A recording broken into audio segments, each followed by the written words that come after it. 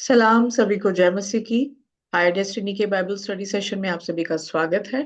आज का जो अध्ययन है उत्पत्ति, उसका 22 अध्याय हमारे साथ में सिस्टर रितु जी अ, उसको मनन करवाएंगी। रितु जी, आपका स्वागत है। Over to you. Thank you so much. Thank you. हम आप सभी का स्वागत करते हैं। खुदा का शुक्र करते हैं कि खुदा ने इस सुबह सुबह हमें ये मौका दिया कि हम परमेश्वर की हजूरी में जो है वो आ सके। धन्यवाद करते हैं प्रभु का कि हम आज सो नहीं गए, बल्कि खुदा के फजल से हम जिंदों की जमीन पर जो है आज जिंदा हैं।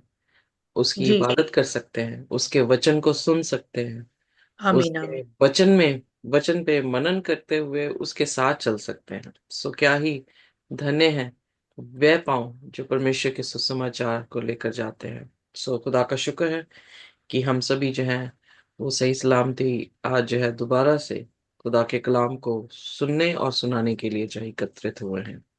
कल आइए, इससे पहले कि हम अपनी बाइबल स्टडी में जाएं, अपने सिरों को झुकाएंगे और हम प्रार्थना में जाएंगे।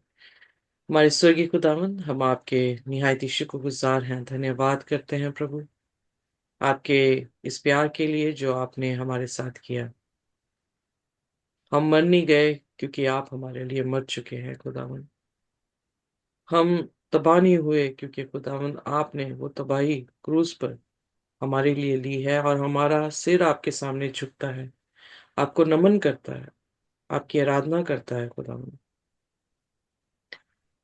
आप स्वशक्तिमान हमारे परमेश्वर खुदावंद हैं। हम धन्यवाद करते हैं हर एक बरकत के लिए जो आपने हमें दी।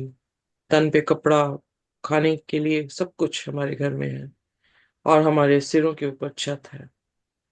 खुदावन, हम धन्यवाद करते हैं, प्रार्थना करते हैं कि कभी भी हमारा भागना सबत के दिन या जाड़े में ना हो। खुदा बाप हमारे साथ हो जब हम कलाम को पढ़ने जा रहे हैं। खुदावन, कोई भी ऐसा शब्द ना हो जो हमारी जुबान से आपकी तौहीन के लिए हो, बल्कि हर एक शब्द आपकी महिमा के लिए।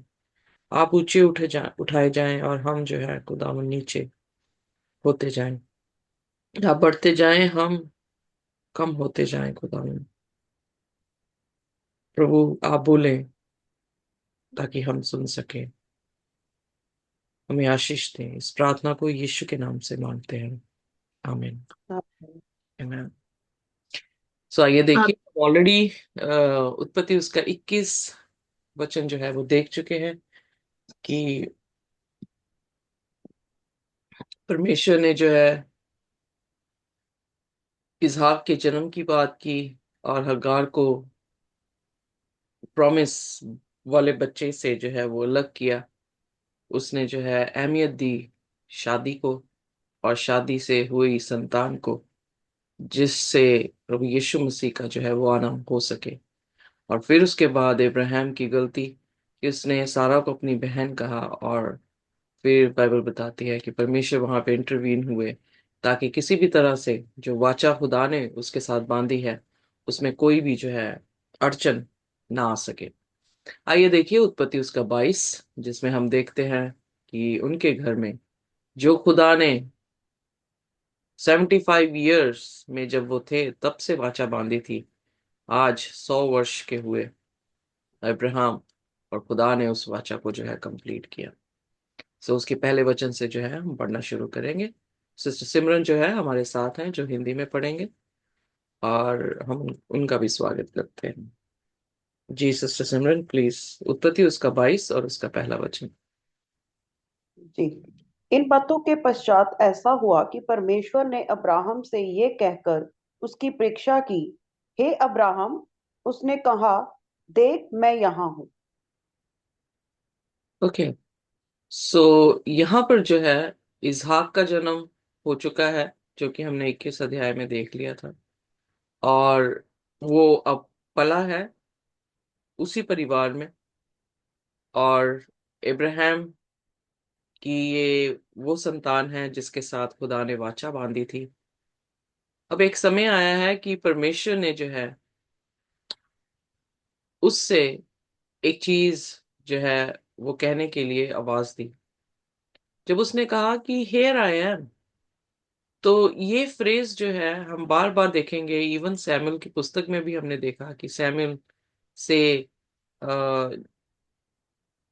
एलाई ने या एली ने सैमुअल से कहा कि अब अगर इस बार तुझे आवाज आए तो कहना कि मैं यहाँ हूँ, मैं यहाँ हूँ। जो शब्द है वो ये दिखाता है कि I am ready to learn whatever you want to learn और taught. I am ready to follow, जो भी आप मुझे कहेंगे, जहां पर भी जाने को कहेंगे मैं तैयार हूं। जबकि यशायाह उसके 6वें अध्याय में हम देखते हैं कि परमेश्वर ने कहा कौन जाएगा, तो यशायाह कहता है here I am, send me, मुझे भेज। सो हियर आई एम जब हम बोलते हैं तो हम ये खुदा से कहते हैं, या अब्राहम ने ये कहने की कोशिश की कि परमेश्वर मैं बिल्कुल तैयार हूं।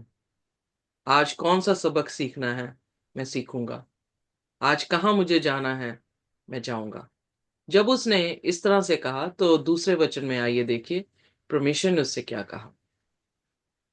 उसने कहा, अपने पुत्र को अर्थात अपने एक इकलौते पुत्र इसहाक को, जिससे तू प्रेम रखता है, संग लेके मोरिया देश में चला जा और वहां उसको एक पहाड़ के ऊपर, जो मैं तुझे बताऊंगा, होम बलि करके चढ़ा।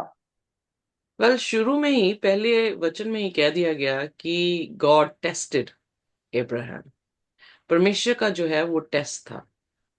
और टेस्ट भी क्या था कि तू अपने बेटे, वेल उसके पास दो बेटे थे, अगार से भी था और क्या कहते हैं सारा से भी था। बट खुदा ने किसकी बलि मांगी? बाइबल में लिखा है जिससे, या सारा के बच्चे से जिससे वो प्रेम करता था। पहली बार हमने ये देखा है शब्द प्रेम करता था। सो जिससे तू प्रेम करता है उसे कहाँ ले जा? मुराया में ले जा। और वहां पर क्या करना है? बर्न्ट ऑफरिंग करके उसे उस पहाड़ पर जो है चढ़ाना है। बर्न्ट ऑफरिंग का मतलब कि नाइफ। ध्यान, बिल्कुल बर्न्ट ऑफरिंग जब हम बोलते हैं या होम बलि हम बोलते हैं तो एकदम से चाकू का जो है वो हमारे जहन में ध्यान आना चाहिए, क्योंकि मेमने को क्या किया जाता था? काटा जाता था। उसे काट के मार दिया जाता था और मारने के बाद वेदी पर उसे जला दिया जाता था पूर्ण तौर से। वेल, जहां पर इब्राहिम बैठा है कनान पर, वहां सब अन्य जाति के लोग रहते थे। अन्य जातियों में ये रिवाज था कि वो अपने बच्चों की बलि दिया करते थे। वेल, हमारे हिंदुस्तान में भी जो है औरत की बलि, जब उसका आदमी मर जाता था जिसे सती कहा जाता है, तो उसे भी जो है वो बलिदान कर दिया जाता था अपने पति के साथ। सो ये ट्रेडिशन जो था वो जेंटाइल्स में पाया जाता था। पर यहाँ पर जो है परमेश्वर ने उससे जब उसका बेटा मांगा जिससे वो प्यार करता है, शब्द प्यार पहली बार यहाँ पर जो है वो देखने को आ रहा है, प्यार करता था, उसे कहा कि तू क्या कर, अपने बच्चे को मोराया पहाड़ में, देश के उस पहाड़ में जो मैं दिखाता हूँ, उस पहाड़ में जाकर जो है उसका बलिदान कर दे। जी। क्या सोचा होगा उसने, या कितनी मुश्किल से वो रात उसकी बीती होगी कि अगले दिन जो है वो उठ के अपने बच्चे को लेकर जो है वो जाएगा। पर वो रात एज अ फादर और एज अ बिलीवर, अगर आज मुझे कह दिया जाए कि अपनी छोटी बेटी को इस तरह से बलिदान कर, तो मैं क्या करूंगी, क्या सोचूंगी? सो वही आई बिलीव कि इब्राहिम ने सोचा होगा कि क्या सचमुच में खुदा ये चाहता है? क्या जिस तरह उसने कहा हेयर आई एम, क्या कुछ सिखाना चाह रहा है? सो यहाँ पर वो एक ऐसी कमांड को लेता है जो कमांड बाइबल के साथ भी क्या कह रही है, हार्मोनाइज नहीं हो रही है। क्योंकि बाइबल में कहीं पर भी बच्चों की बलि जो है वो नहीं कही गई है। तो दस फार इब्राहिम तक, यहाँ पर इब्राहिम तक हमने कोई भी ऐसी कहानी या कोई भी ऐसी बात नहीं देखी जिससे हमें समझ आ जाए कि परमेश्वर ये मांगता है। बट खुदा ने जब मांगा तो ये उसका टेस्ट था कि वो क्या करेगा। क्या ये सोचेगा कि शायद हो सकता है कि मैंने गलती कर ली सुनने में, या ये कह सकता है कि शायद हो सकता है कि शैतान खुदा के रूप में आके मुझसे ये बात कर रहा है।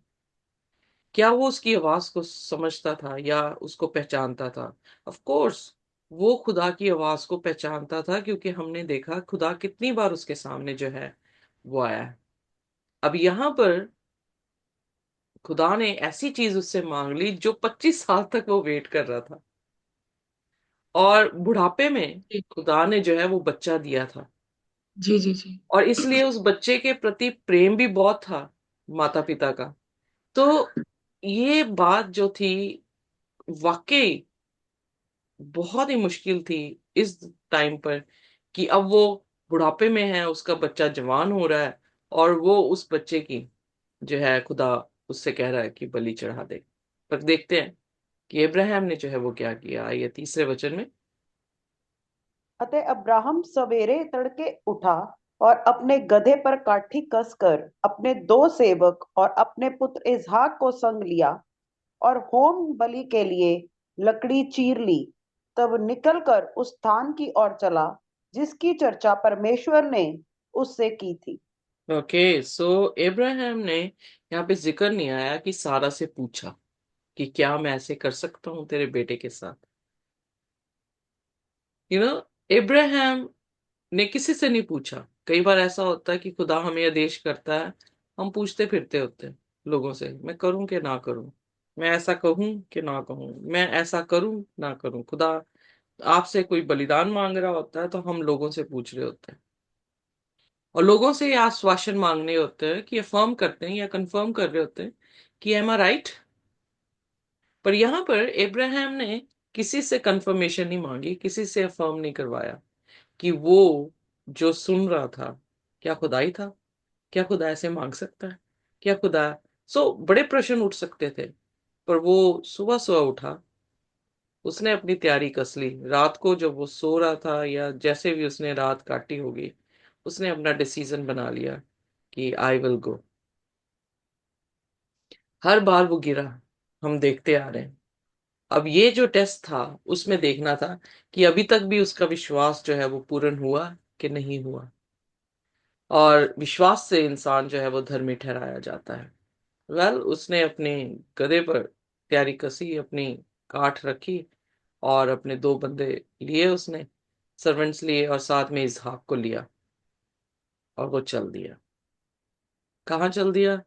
उस जगह की ओर जिस जगह में परमेश्वर उसे दिखाएगा। यहाँ पर भी जो है उसे एग्जैक्ट लोकेशन नहीं दी गई, उसे का देश कहा गया, और एक पहाड़ जिसे खुदा दिखाएगा वहां पर उसे जो है चढ़ाना था। तो अब यहां पर भी वो विश्वास से चल दिया। फिर चौथे वचन में जी। अब्राहम ने आंखें उठाकर उस स्थान को दूर से देखा और उसने अपने सेवक से कहा, गधे के पास यहीं ठहरे रहो। ओके, यह लड़का और मैं वहां तक जाकर और दंडवत करके फिर तुम्हारे पास लौट आएंगे। हालेलुया। यहाँ पर कौन सा दिन थे? ऑन द थर्ड डे, यानी 3 दिन जर्नी में था इब्राहिम। 3 दिन का टाइम था कि वो मुड़ सकता था, वो डिनाई कर सकता था, कह सकता था कि मैं अपने बच्चे को कैसे। बट वो यहाँ पर टेस्ट ये था कि बच्चे को ज्यादा प्यार करे कि बच्चे को देने वाले को ज्यादा प्यार किया जाए। जो बच्चा दे सकता है वो ज्यादा इंपॉर्टेंट होना चाहिए था, या बच्चा होना चाहिए था। उसके जहन में ये सारी बातें आती होंगी। वो 3 दिन जो उसने जर्नी की है, वो 3 दिन अपने दिमाग में जरूर सोचता रहा होगा। उसने सारी डॉक्ट्रिन, सारी वर्सेस जो है वो अपने दिमाग में घुमा ली होंगी। तो अब प्रायोरिटी किसको देनी थी उसने, वो उसे देखना था। पर 3 दिन वो चलता रहा, और जैसे ही उसने दूर से वो जगह देखी, तो उसने अपने दासों को वहीं पे ठहरा कर जो है गधे और अपने बेटे को जो है वो लेकर जाने की सोची। और क्या रहा है, कह रहा है कि we will go over there, हम वहां जाएंगे, एंड वी विल वर्शिप, हम वहां पे इबादत करेंगे, and then we will come back to you. So उसके शब्दों में हम देख सकते हैं कि he was very clear कि खुदा ऐसा नहीं करेगा, but he has to do what he is saying. और जो सूखी कोख से बच्चा लेकर आ सकता है, वो अगर मैं मार भी दूंगा तो वो क्या कर देगा, उसे जीवित कर सकता है. सो उसके शब्दों में जो है, सिर्फ एक्शंस में नहीं थे, उसके शब्दों में भी विश्वास था कि वो वापस आएंगे दोनों वर्शिप करने के बाद. फिर उसके बाद 6वें वचन में, तब अब्राहम ने होमबलि की लकड़ी ले अपने पुत्र इसहाक पर लादी और आग और छुरी को अपने हाथ में लिया और वे दोनों एक साथ चल पड़े. ओके, सो यहाँ पर जो है पूरी तैयारी के साथ वो दोनों जो है चल पड़े. वेल, यहाँ पर उसका बेटा भी कोई प्रश्न नहीं पूछ रहा, उसके बच्चे ने भी जो है कोई इनकार नहीं किया. उसका ट्रस्ट अपने बाप पर इतना था कि जहां बाप लेकर जा रहा है वहां पे आराम से जो है वो चल रहा है. अगर हम होते और हमारा बाप कहता कि चलो भाई चलते हैं जर्नी में, तो हमने कहना था ठीक है ठीक है, मजा आएगा, एंटरटेनमेंट होगा, किसी जर्नी में डैड जो है वो लेकर जा रहे हैं. जस्ट इमेजिन अगर ये कहा जाए कि तुझे बलिदान चढ़ाने जाना है, तो क्या कहेगा बच्चा अपने बाप से, पागल हो गया, बूढ़े हो, सटिया चुके हो, दिमाग सही है, मुझे बलिदान चढ़ाने लगे हुए. तो आज के टाइम के बच्चे तो कहेंगे मैं तुझे डालता हूँ बर्न्ट ऑफरिंग में, मैं ऑल्टर में करेक्ट. डालता हूँ तुझे मार के, तू मुझे मारने लगा. हाँ. You know so yes. But दोनों का करेक्टर, इब्राहिम का और इसहाक का करेक्टर, दोनों का क्या हो रहा है, ट्यून अप है, मतलब एक दूसरे के साथ मिल रहा है, दोनों जो है वो चले हुए हैं. अब अगले वचन, 7वें वचन में, इसहाक ने अपने पिता अब्राहम से कहा, हे मेरे पिता. उसने कहा, हे मेरे पुत्र. क्या बात है? उसने कहा, देख, आग और लकड़ी तो है, पर होम बलि के लिए भेड़ कहाँ? ओके, यहाँ पर अब 3 दिन हो गए हैं, बच्चा चल रहा है. उसके बाद सोचता है कि शायद मेमना बाप जो है कहीं से खरीद लेगा. पर अब जो है पहाड़ पर चढ़ रहे हैं वर्शिप करने के लिए, तो उसके दिमाग में भी आया कि पापा हमने सब कुछ ले लिया, वेयर इज द लैम्ब, मेमना कहाँ पर है. तो इब्राहिम जो है उसे क्या जवाब देता है, आइए देखिए. अब्राहम ने कहा, हे मेरे पुत्र, परमेश्वर होम बलि की भेड़ का उपाय आप ही करेगा. और वे दोनों संग संग आगे चलते गए. आमेन. सो यहाँ पर इब्राहिम फिर दोबारा से, उसके शब्दों में क्या है, विश्वास है. उसके शब्दों में खुदा के प्रति कॉन्फिडेंस है कि मेरा बेटा नहीं मरेगा.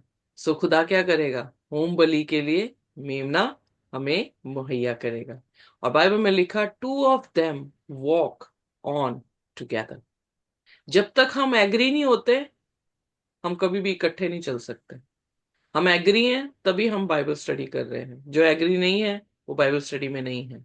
सो उसी तरह से इब्राहिम और इसहाक दोनों क्या थे, एग्री थे, और दोनों जो है वो चलते गए. इब्राहिम खुदा से एग्री है और इसहाक अपने पिता के साथ एग्री है. So look at the unity, the image of unity. Ibrahim की यूनिटी खुदा के साथ है, और इसहाक की यूनिटी अपने पिता के साथ है. सो तीनों जो है वो यूनाइटेड है. इब्राहिम ने पिता और इसहाक को क्या कर दिया, मिला दिया.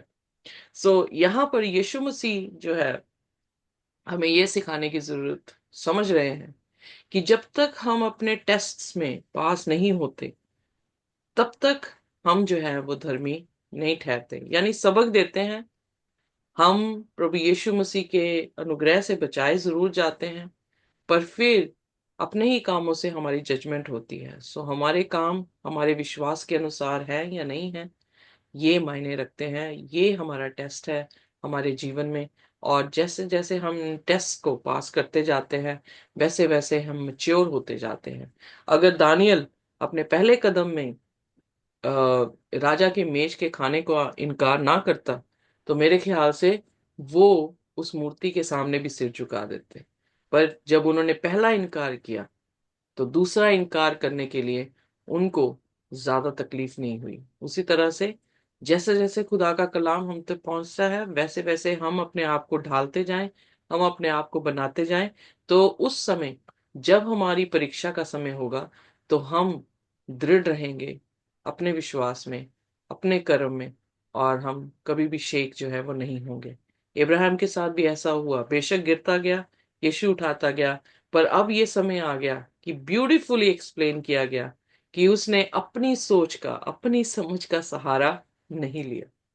उसने खुदा पर भरोसा किया, अपने शब्दों में, अपने कर्म पे, और यहाँ पर जो है वो दोनों उस मुराय पहाड़ पर जो है वो चल दिए। सो उसके बाद 9वें वचन में, जब वे उस स्थान को जिसे परमेश्वर ने उनको बताया था पहुंचे, तब अब्राहम ने वहां मूर्ति बनाकर लड़की लकड़ी को चुन चुन कर रखा और अपने पुत्र इसहाक को बांध कर वेदी पर की लकड़ी के ऊपर रख दिया। सो यहाँ पर जैसे मैंने ऑलरेडी कहा कि उसने ऑल्टर भी उसके सामने बनाया, सॉरी, लकड़ी भी उसके सामने, इसहाक के सामने रखी। सोच रहा है मेमना कहाँ है। तो जैसे ही उसने उसको बांधा होगा, उसे वेदी पर डाला होगा, तो हमारे जैसा बच्चा होता तो वो छटपटाता और उसे कहता मेरा बाप पागल हो गया है, टांगे टूंगे मारता, उसे काफी गालियां देता। पर यहाँ पर कुछ ऐसा नहीं जिक्र किया गया। उस बच्चे ने जो है अपने आप को ऑल्टर में चुपचाप जो है वो बिठा लिया। इब्राहिम ने भी विश्वास के साथ अपने पुत्र को वेदी पे लगा दिया, और फिर अपना हाथ उठाकर जब चाकू मार रहा है, आइए देखिए, इवन चाकू मारने तक वो वफादार रहा।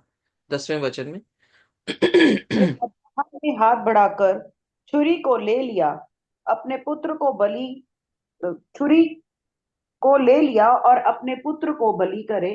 तब यहोवा के दूत ने स्वर्ग से उसको पुकार कर कहा, हे अब्राहम, हे अब्राहम। उसने कहा, देख मैं यहाँ हूँ। सो अब टाइम था, वो हर स्टेप को करता करता सोच रहा होगा खुदा अब मुझे मना कर देगा, अब मुझे मना कर देगा। बट जैसे ही उसने नाइफ लिया, तो तब भी सोच रहा होगा। बट जैसे ही एक्शन हुआ उसे मारने के लिए, तब एकदम से आवाज जो है वो आई, हे इब्राहिम, ए हे इब्राहिम। खुदा के दूत ने वहां पर जो है उसे बुलाया, और उससे जब आवाज देता है तो फिर क्या कह रहा है, हेयर आई एम।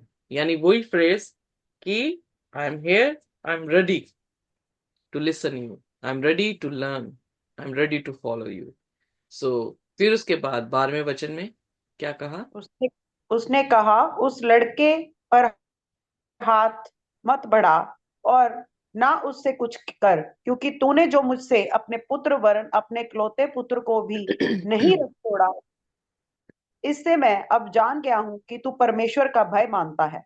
सो यहाँ पर परमेश्वर ने जो टेस्ट दिया था, उस टेस्ट में जब वो पास हुआ है, तो खुदा को समझ आ गया अब कोई और इसकी प्रायोरिटी नहीं है। अब प्रथम स्थान में कौन है, खुदावन, खुदा है। सो यही प्रभु यीशु मसीह ने अपने हुक्मों में कहा, तू अपने खुदा से, अपने पूरे मन से, अपने पूरे तन, अपने धन से, सामर्थ से तू जो है वो प्रेम कर। सो प्रथम स्थान किसको देना है, खुदावन खुदा को। सो यही चीज हम सीख रहे हैं अपने क्रिश्चियन वॉक में, किस तरह से हम परमेश्वर को प्रथम स्थान दे सकें। जी। और परमेश्वर ने जो है यही लेसन उसको जब सिखाता रहा है, अब उसका टेस्ट आया है, तो उसने देखा कि yes, now he is a man of faith. अब जो है ये इंसान विश्वास का जो है वो इंसान बन गया है, क्योंकि उसने अपने इकलौते पुत्र को भी परमेश्वर के सामने नहीं छोड़ा। उसने वो भी बलिदान देने के लिए जो है अपने आप को रेडी कर लिया। सो इसका मतलब he is ready to follow God, he is ready to learn the lesson, he is ready to serve him. So फिर उसके बाद जब ऐसा हुआ, तब इब्राहिम ने क्या देखा, ये 13वें वचन में देखें। तब इब्राहिम ने आंखें उठाई और क्या देखा कि उसके पीछे एक मेंढा अपने सींग से एक झाड़ी में फंसा हुआ है। अतः अब्राहम ने जाके उस मेंढे को लिया और अपने पुत्र के स्थान पर उसे होम बलि करके चढ़ाया। अब्राहम ने उस स्थान का नाम यहोवा यिरे रखा। सो इसका मतलब परमेश्वर मुहैया करने वाला है। सो इब्राहिम ने क्या देखा कि एक मेढ़ा है और वो क्या है, कांटों में फंसा हुआ है। इब्राहिम ने उसको लिया और उसे अपने बेटे की जगह पर जो है वो रखा। सो ध्यान से देखें कि क्या यहाँ पर जो है वो बताया जा रहा है। प्रभु यीशु मसीह जो है वो मेढ़ा है। प्रभु यीशु मसीह वो मेमना है जो खुदा का मेमना है, खुदा का पुत्र है। इब्राहिम का पुत्र उस दिन चढ़ाया नहीं गया, बट खुदा ने अपने पुत्र को इस धरती पर भेजा ताकि इब्राहिम के बच्चे के बिहाफ पर या उसकी जगह पर उसकी जो है कुर्बानी की जाए। जो मेढ़ा कांटों में फंसा था, हम देख रहे हैं कि यीशु मसीह भी जो है कांटों का ताज पहने हुए क्रूस पर हमारे लिए जो था वो मरा था। मुराया जो शब्द यहाँ पर आया है, आइए देखिए, अगर हम गूगल में जाएं तो वहां पर जिक्र आया है लोकेशन ऑफ माउंट मोराया। वही लोकेशन है जहां पर मेल्की सदक को सेक्रीफाइस ऑफर ऑफर किया गया था। इब्राहिम ने इसहाक को भी जो है ऑफर किया था और सुलेमान ने अपना मंदिर भी उसी जगह पर जो है वो बनाया था। इनफैक्ट यीशु मसीह भी वहीं पर जो है, क्योंकि यरूशलेम और यरूशलेम के बाहर जाकर यीशु मसीह ने क्या किया है, अपना बलिदान दिया है। सो गोलगथा भी जो है उसी देश में या मुराया के जगह पर जो है वो पाया जाता है। सो परमेश्वर ने ये योजना, खुदा ने जो है इब्राहिम को दिखाई। इब्राहिम समझ सका कि उसके बेटे की बलि नहीं, यहाँ पर खुदा के बेटे की बलि जो होगी। और इसीलिए यूहन्ना उसके 8 में प्रभु यीशु मसीह ने कहा कि तुम्हारा पिता इब्राहिम मेरे दिनों को देखकर क्या हुआ था, प्रसन्न हुआ था। परमेश्वर, हमने ऑलरेडी 21 अध्याय उसके 7वें वचन में पढ़ा कि इब्राहिम जो था वो क्या था, नबी था। और जब इब्राहिम नबी हुआ तो वो खुदा अपने नबियों से गिनती उसके 12 में, हम 6 आयत में आई थिंक देखते हैं कि परमेश्वर अपने नबियों से ख्वाबों के जरिए से, दर्शनों के जरिए से बात करता है। परमेश्वर ने यहाँ पर इस क्रिया के जरिए से जो है उससे बात की, उसे समझाया। और उसने उन दिनों को भी देखा जिस दिन में प्रभु यीशु मसीह का आना होना था। प्रभु यीशु मसीह खुदा का मेमने के रूप में इस धरती पर बलिदान उसका चढ़ाया जाना होना था। और इसीलिए उसने उस जगह का नाम रखा, परमेश्वर मेरा मुहैया करने वाला यहोवा यरी है। यहोवा यरी यानी जो मेरे बदले में या मेरे लिए हर चीज मुहैया करता है। उसने मुक्ति को जो है उस दिन मुहैया किया। उसने अ, इसहाक की कुर्बानी को जो है वो ना करवाते हुए उसे आजाद किया। सो खुदा जो है हमारे हर बात में जो है वो मुहैया करता है, हमारी रोटियां, हमारा पानी, हमारी सब जरूरतों को जो है वो मुहैया करता है। इतना ही नहीं बल्कि उसने हमारे कफारे को भी जो है अपने लहू से जो है वो मुहैया किया।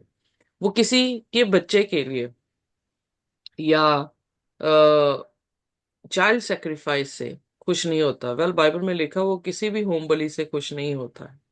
बट क्योंकि हमने पाप किया है, हमारा कफारा होना जरूरी है। जब तक यीशु मसीह नहीं मरे थे तब तक उन्हें मेमना जो है वो चढ़ाकर यीशु मसीह की मौत को जो है वो देखना पड़ता था। पर आज खुदावंद यीशु मसीह हमारे लिए मर चुके हैं, इसलिए आज हम अ, अपना डिनाई करते हैं जैसे इब्राहिम ने डिनाई किया, और हम भी क्रूस को उठाते हैं। ये रोज हम मसीह के साथ मरते हैं, अपने पापों को खत्म करते हैं, मसीह के साथ जीते हैं और नई जिंदगी में जो है जिलाए जाते हैं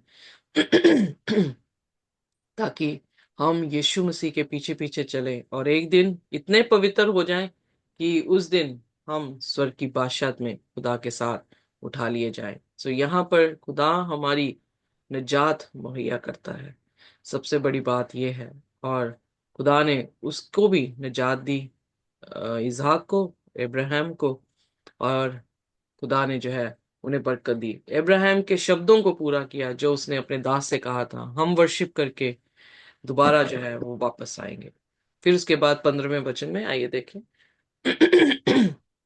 दूत ने दूसरी बार स्वर्ग से अब्राहम को पुकार के कहा, यहोवा की ये वाणी है कि मैं अपनी ही ये शपथ खाता हूँ कि तूने जो काम किया है, अपने पुत्र वरन अपने इकलौते पुत्र को भी नहीं रख छोड़ा।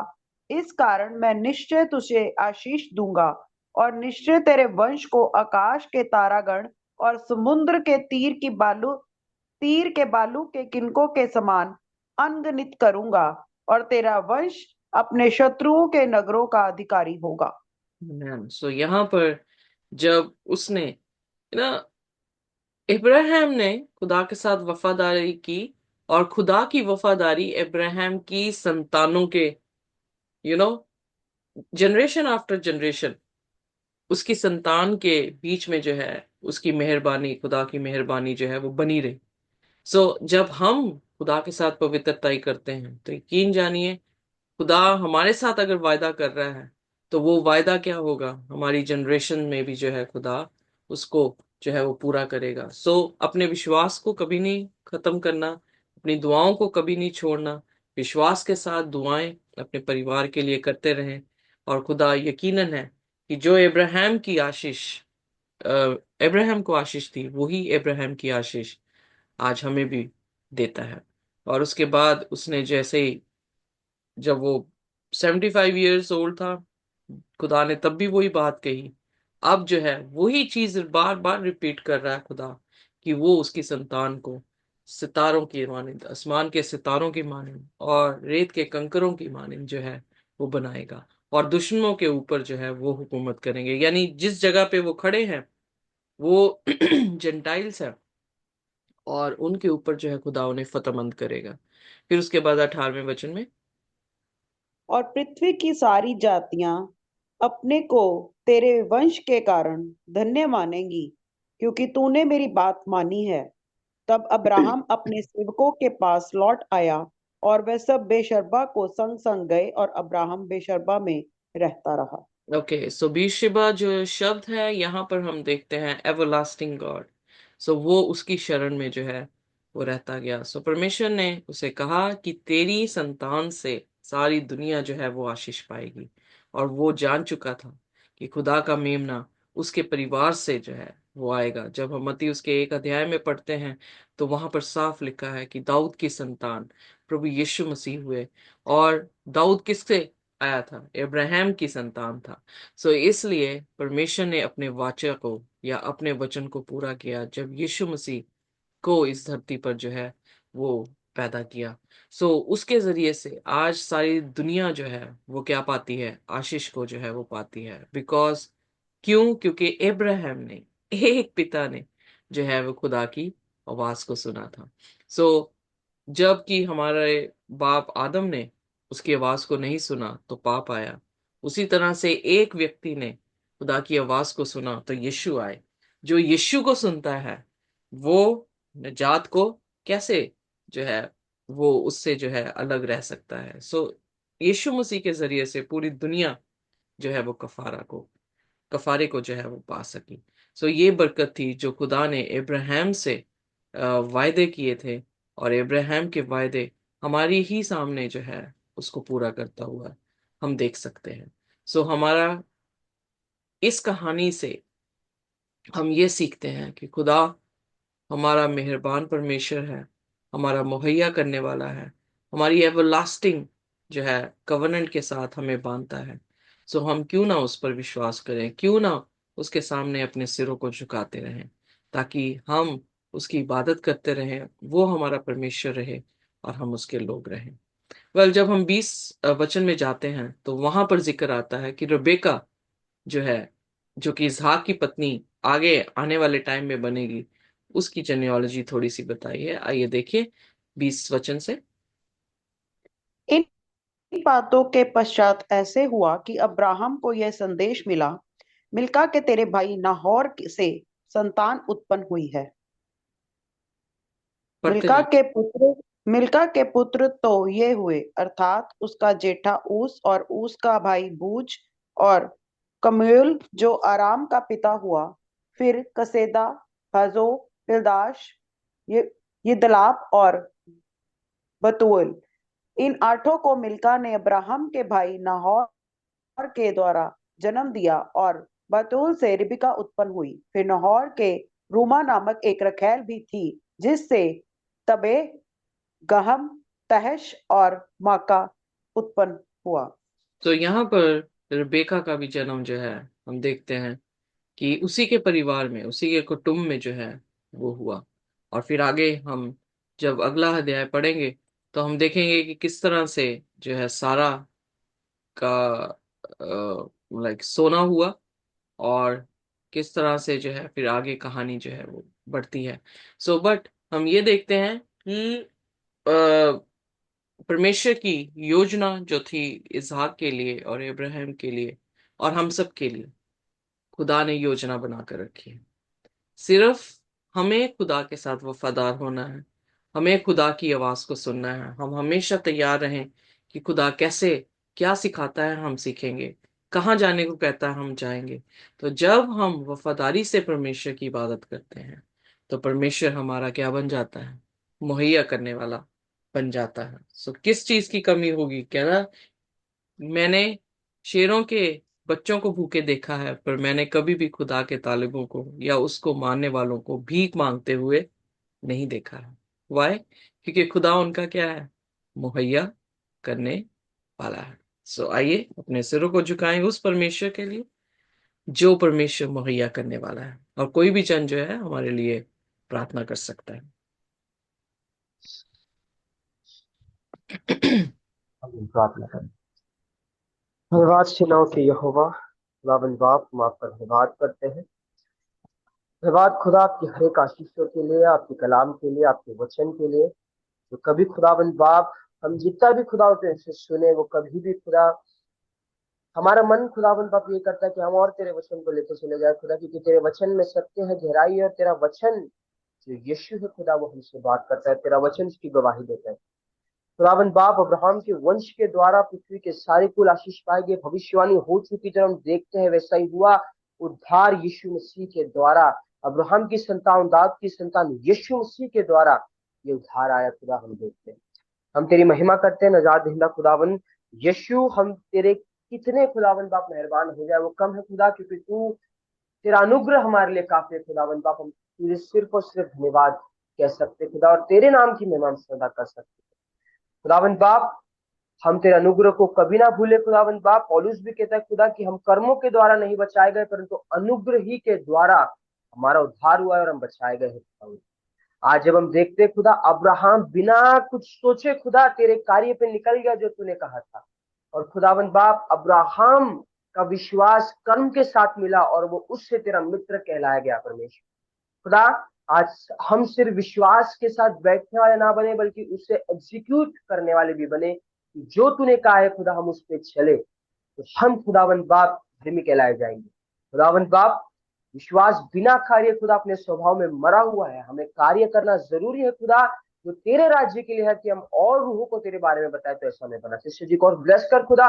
Lord our words are less, specially Lord I am feeling very blessed आज के इस खुदावन बाप बाइबल स्टडी से, कि खुदावन बाप आप यहोवा यिरे हैं, आप प्रोवाइडर है, आप मुहैया करने वाले खुदा है खुदा, आप सब कुछ मुहैया करते हैं। हम आपकी महिमा करते हैं खुदा। Thank you Jesus. आप स्पिरिचुअल ब्लेसिंग से भरते जा रहे हैं, हमें और भरे खुदा इसी की भूखे, क्योंकि वचन कहता है पहले कुरिन्थियों 4:18 में कि हम देखी हुई वस्तु को नहीं परंतु अनदेखी वस्तु को देखते रहते हैं, क्योंकि देखी हुई वस्तु है थोड़े दिन की, परंतु अनदेखी वस्तु सदा बने रहते हैं। हम तेरी और अपनी आंखों को लगाए स्वर्गीय धन की ओर, ताकि हम एक दिन स्वर्ग की बादशाह में तेरे साथ प्रवेश करे खुदा, और 1000 साल तक हम तेरे साथ राज्य करें। हमें बना खुदा और तेरे राज्य के लिए चला, और हमारे जीवन से आवश्यक है कि तू बढ़े और हम घटे। तेरा नाम मुबारक पाया जाए। आने वाली शरीर को भी ब्लेस कर, जब जॉब में जाते हैं और सबके जो भी कार्य करते हैं सब में तेरी आशीष, तेरा अनुग्रह मिले। सारी महिमा आपको देते हैं, हमारी नहीं बल्कि आपकी। सारी महिमा आपको देते हैं, तो यीशु मसीह के नाम में मांगते हैं। आमीन। Amen. Thank you very much. खुदा की शांति और उसका अनुग्रह हमारे साथ जब तक यीशु मसीह दोबारा ना आ जाए इसी तरह से बना रहे। आमीन। आमीन।